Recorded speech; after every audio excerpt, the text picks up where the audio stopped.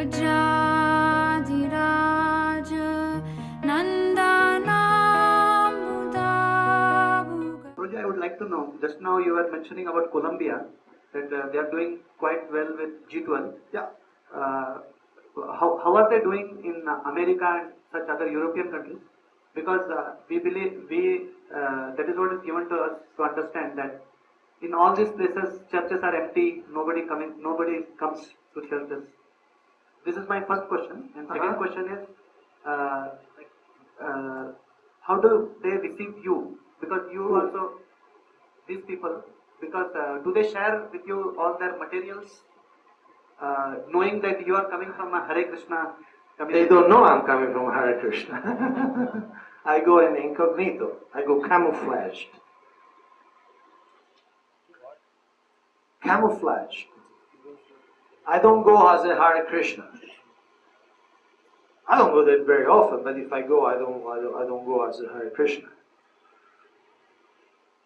Like once I went to Singapore, they have a bookshop full of literature. Even they have a whole system for training the leaders. I just bought everything. Not everything. I bought something, but not as a Hare Krishna. Probably they will not have sold to me.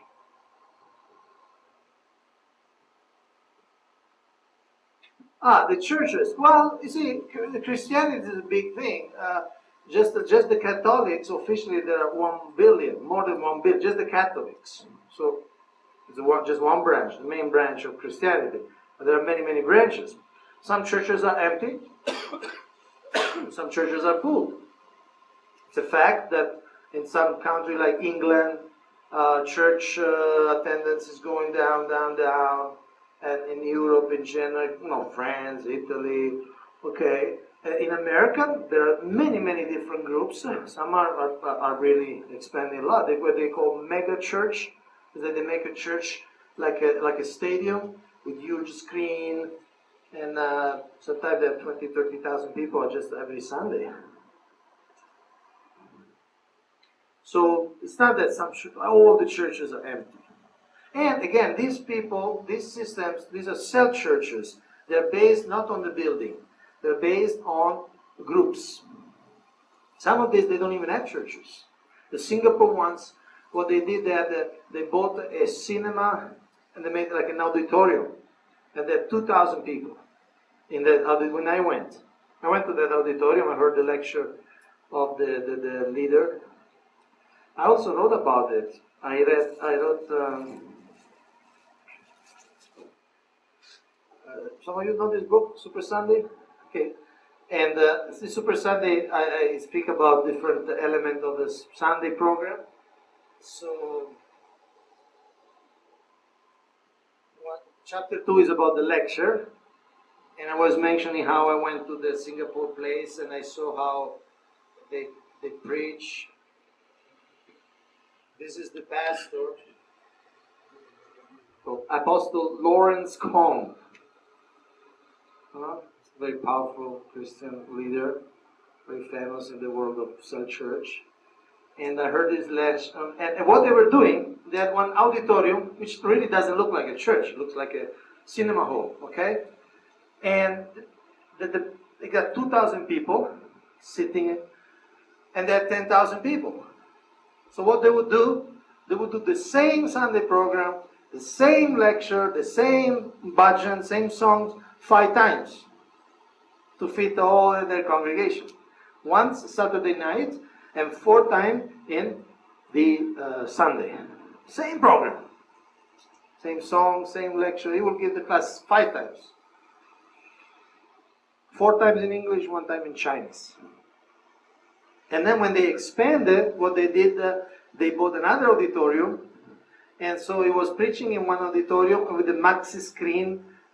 The other people in the other auditorium will see him. And they experienced me. I've been to church as a child. I'm from a Christian background. It doesn't feel like a church. It's not really a church experience. They have a group these are Baptists, Southern Baptists. They have a group, like a modern music group, with the drums and electric guitars. And so they have songs, Christian songs, very nice songs.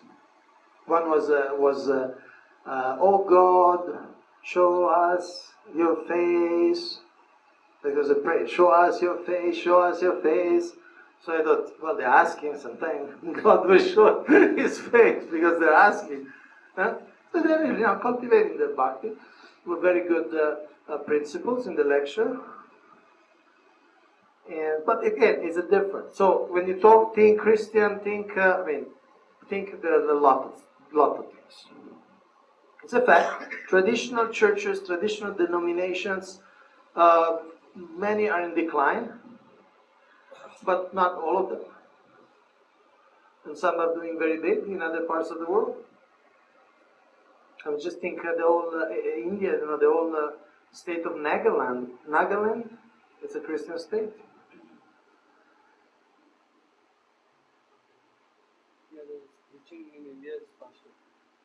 Faster or slower, but there are different realities. That's my point. So don't have a stereotyped idea. Okay? Okay, let's finish this thing.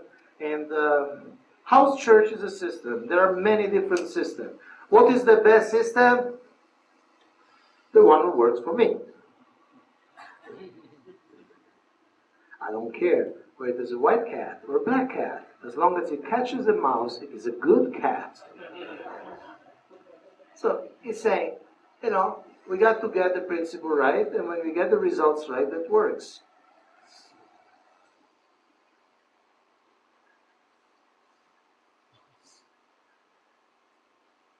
I remember once in Africa, I went to another of these famous churches in Ivory Coast, and that a different flavor, the African flavor, the way they dance, the way they sing. So whatever works for them, they say is good. So he was then elaborating all these. I just took 2, 3 essence of cell church: relationships, participation, empowering, focus on Jesus, outreach and multiplication, networking, and adaptable structures.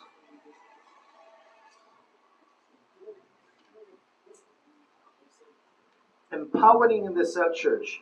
The basic philosophy.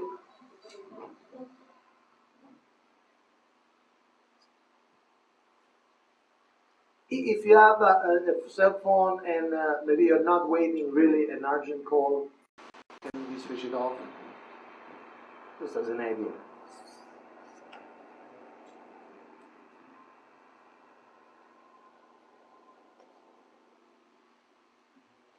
The cell church for cell system to work, empowering is not an option.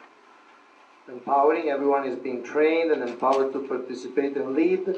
Equipping and empowering is not an option. People not just trained but empowered, trust and released. Released means they are sent into the world to make Christians. Okay? I just wanted to show it. So the idea, introduce this idea, essence rather than systems. And obviously as leaders we should be very vigilant. Very vigilant. Because again, the system may have very good principles. They all have good principles. At the same time, each principle, each system may have some special challenge. But Bhaktiviksha system, if it's not done properly, will be, again, either will be hyper-structured, with people watching, seeing the watch all the time, or you may have very young leaders who are not really ready. So if there is the passion of we want to have more and more groups but no substance, then there's a problem. Counselor groups, we heard the theory, a counselor should be a friend, a philosopher, and guide. And that's a lot to ask to a devotee. We are talking about devotees who are in the movement 6, 8 years. I don't know many counselors personally, so I cannot judge how well they're doing.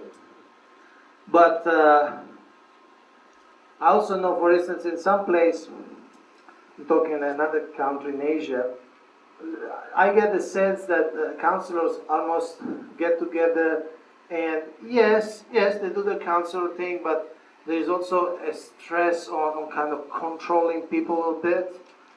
They have sometimes a council of council, and I heard they have a rule in that country. It's not India, it's another country, Malaysia.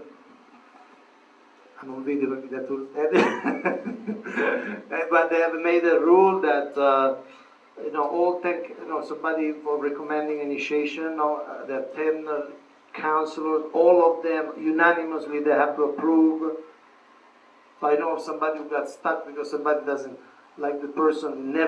She never gets a recommendation somehow, So she's frustrated. She wrote to her aspiring gurus. It's like not as aspiring guru as her as aspiring disciple wrote to her prospective guru.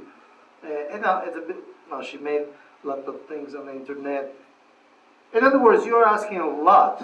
Friends, philosophers, and guides. We should be careful that we are not creating a caste.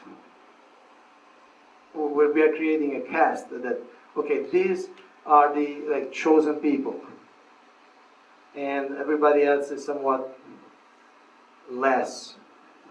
And then nothing happens unless it goes through these people. You have to be careful. Because I'm talking about human nature. I'm not talking about this city or that group or that group. I'm talking about human nature. So it's a very high ideals. We wish all the devotees to become friends of their junior devotees, philosophers and guides. But it's a very high call. So we should be seen that really, that otherwise again we become a caste. No, what is it? No, caste Brahmana. What does it mean? They have the name of a Brahmana, but they don't have the qualifications of a Brahmana. They don't do the functions of Brahmana. Don't teach. They're not as clean as a Brahmana should be. So we should be. That's why we should be always going back to the essence and see. Are we really sticking to these principles, or are we enamored by the system but not really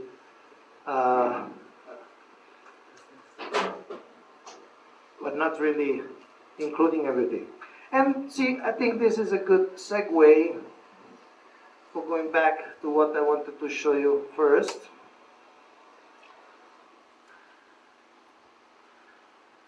Strong roots, strong results. What are the roots of strong Vaishnava communities? Okay, we identified 3 areas. One is foundational virtues, the 4 legs of the bull of religion. Okay? Tapa, Socham, Dayam, and Satyam.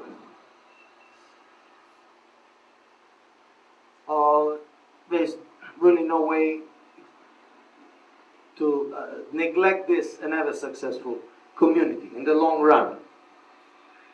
Srila Prabhupada said, Srimad Bhagavatam, first canto, austerity, cleanliness, mercy, and truthfulness, the basic principles of religion, prepare the ground for the reception of advancement in spiritual knowledge. So I chose this image of this gentleman preparing the ground.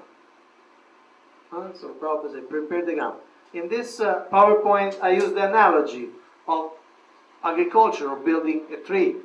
Preparing the ground, putting the seed, of course, and then building the strong roots. Srila Prabhupada also wrote in a BTG 1958, almost 60 years ago, 52 years ago. 52. Spiritual realization and moral life are both identical things. Spiritual life without morality has no meaning.